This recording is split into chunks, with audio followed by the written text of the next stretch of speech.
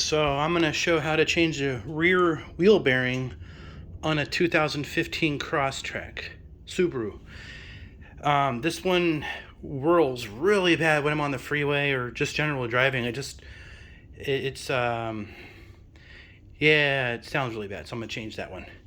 I changed the other one already, so I kind of know how to do it. You need a mountain of tools. Well, not really. You just need a jack stand. I'm using an impact gun with impact sockets, a hammer, a light. If you want to know how to make that light, I have a video on that. And then a 14mm socket, a ratchet, and I have a 15mm wrench and a bungee cord. And you're going to need a flathead screwdriver because you got to get the castle nut off. So you need to, I'll show you how to do that. It's pretty simple. So the first thing is jack up the car and put a jack stand under it so you don't die. And I'm going to do that real quick and then I'll continue. Oh yeah, I'm doing this in a dimly lit garage, so forgive the poor lighting. Now, one thing I forgot to mention though was since this is the rear, you're going to have to take off the parking brake because the parking brake will lock the brakes and you won't be able to release the get the rotor off. That's one thing it's one of the requirements. You gotta get the rotor off. Now, I know all them haters are gonna say, dude, like, you didn't like loosen up the lug nuts before you jacked the car up. That's correct. So one of the benefits of having an impact gun, you don't need to loosen the lug nuts. So a handy tool. It enables laziness. So I'll do the other two real quick. Okay, so I got the wheel off. That should be simple enough. Now you're going to need a 14mm so you can get the calipers off. So that's usually why I use one of these, because I don't like to break things, especially your brakes. Those are a terrible thing to break. So I'm going to manually remove the calipers. There's 4 bolts you actually got to get off because you have to get the mounting bracket that holds the caliper off as well. Let me go show you that for a sec. Okay, so the 2 bolts on the caliper is going to be this one, and then, oh gosh, the lighting in here is terrible, ain't it? So is this one down here too. I don't know if you guys can see that, my finger. Alright, let me turn this around here. Shining in my eyeballs. This one, this is the 2 for the caliper right here and here. And then the caliper mount is this one up here, because that's the mounting bracket that holds the caliper. And it's all of this whole chunk here we have to remove. So there's 4 bolts. And then the reason why I have the bungee cord is because usually what I do is I bungee cord and tie it up here to the coil spring. So it's out of the way. And let me go do that real quick. And then I'll continue here. So maybe this will be easier. So it's this one and this one here that I have the socket on. So it's these 2 that you have to get off on the top. And then there's another 2 on the bottom you have to get off. So these aren't too tight because I changed the brakes on this maybe 50,000-60,000 miles ago. So you don't want to over torque them. So, but you don't want them too loose either. So there's a happy medium. And usually I put them on pretty snug, but not put them on so tight that they snap off. So since I got the caliper off, so you can see the other bolt is right here, and then the other one is down there. Oh, it's terrible lighting in here. Right there, there's the other one. So let me go get those off. So I got it out. I got the caliper bracket off. Now here's the castle nut. There's a notch in here where they smashed the edge of the nut down into that notch to lock it in place. So that's what the flathead screwdriver is for. And the hammer is that you pound on that to get it out of that notch so you can unscrew that castle nut. And you're going to need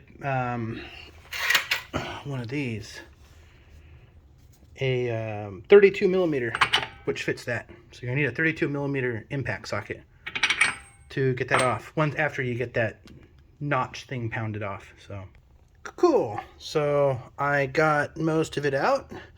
So now I'm going to put the impact gun on it and knock that nut off. So one sec. Okay, so make sure I have this in reverse. Put it on there.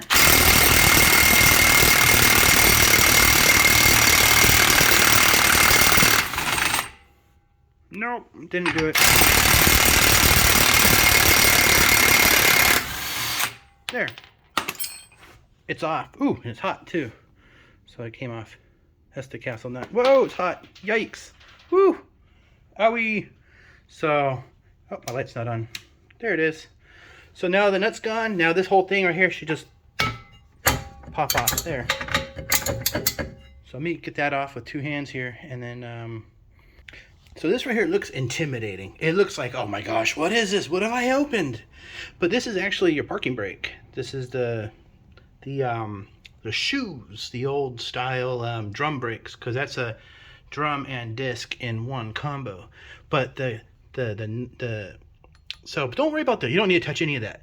What you got to get though are the 4 nuts for the actually they're bolts. I lied. There's 4 bolts that are in the back there that, oh, that sounds gross, huh? So there's 4 bolts. There's the back of one of them, but we get them from behind here. And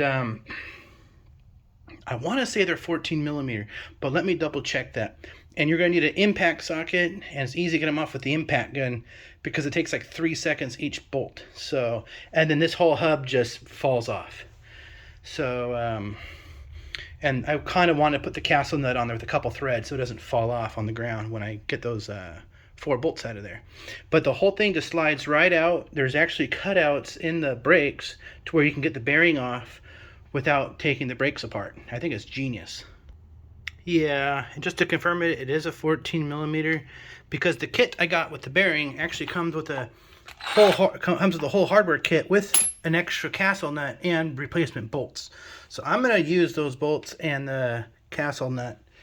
I don't like to reuse castle nuts because that makes me cringe. So I'm going to use a new castle nut after I get this bearing off. But I wanted to confirm it is a 14 millimeter. So, so really you don't need too many tools to get this job done. So I got the 4 bolts out. The whole assembly should just fall off. I should turn the light back on.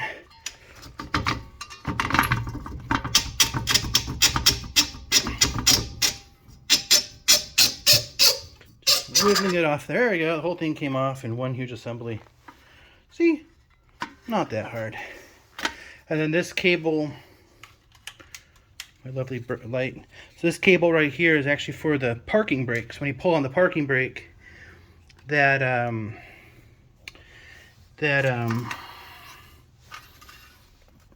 thing is what pulls on the shoes, the old style drum shoes for the parking. Now this hub has actually seized inside of this whole brake housing, probably from all the heat from the bad bearing.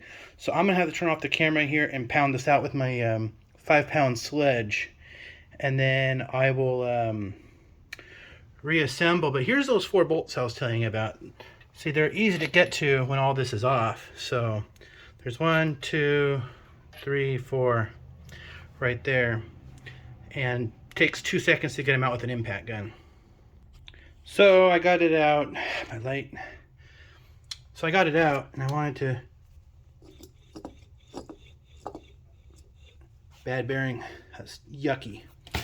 The new one is better because it's less yucky.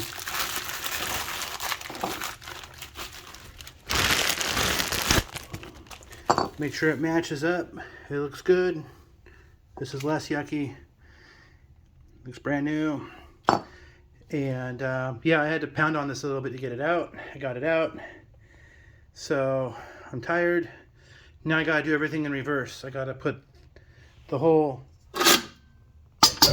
brake assembly thing back up there, and then put the bearing back on, put a couple of the new bolts in there to fasten it up, and then the only important thing is you have this little wire here, and that's for your ABS sensor, so don't break that. Be very careful with that. So otherwise you'll have funny lights come on your dashboard. So I got the new one in there. It's bolted in. It's nice and quiet. No more ruling noises. And what we got to do now is tighten up this castle nut here. There we go. Got my impact gun with my 32 millimeter. Put it on there. There we go. She's tight. She still spins, nice and quiet. No more ruling noises. So now we need that notch at the top here. And we put the flathead screwdriver on there and we pound it down a couple times with a hammer to smash that down into that notch to stop it from backing out on its own. There we go. I'll probably pound it a couple more times, but that's the idea. You want it in there like that so it doesn't back out by itself. So then now I put the caliper bracket back on, the caliper and the wheel, the brakes. Make sure the brakes go back on, that's important. And then we take it for a spin. Yeah, there's a couple of things though. When you have the rotor off, you should check it for cracks, for uneven wear, from like grooves cut in here. If your brakes are worn, change your brakes while you have all this out. I have good brakes on here. I just changed them, so I don't need to do that. And so I got this thing on there. Got the bracket for the caliper on there. I had the caliper bungee cord up here, so I got to put that down and bolt that back on. Cool. So I got my caliper back on there, and I'm going to get the wheel back on there real quick. And it's best practice that you want to get the lug nuts and thread them by hand until they're hand tight. Don't just put them in the impact gun and go right in, because that's how you cross thread them or you bust a stud. Because I had a tire shop do it to me one time on the other side. They balanced my tires or whatever they did, and they busted the studs. And they're like, I'm sorry. And I'm like, you're an idiot. You're a moron. Taking shortcuts. Tighten it by hand first, and then use the impact gun to get them nice and tight to torque them down. Don't do it the other way. That's how you bust your customers' your lug nuts. So so what we're going to do here is, these are, I believe, at 19. Ah, it goes the other way, like that. Yep, so 19. So then now we just tighten them down. So, and then we should be done.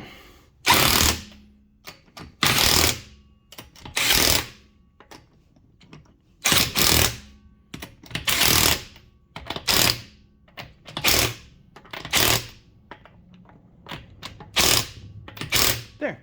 Oh, we're not done. We got to get the car off the jack stand. Ha! And then we're done.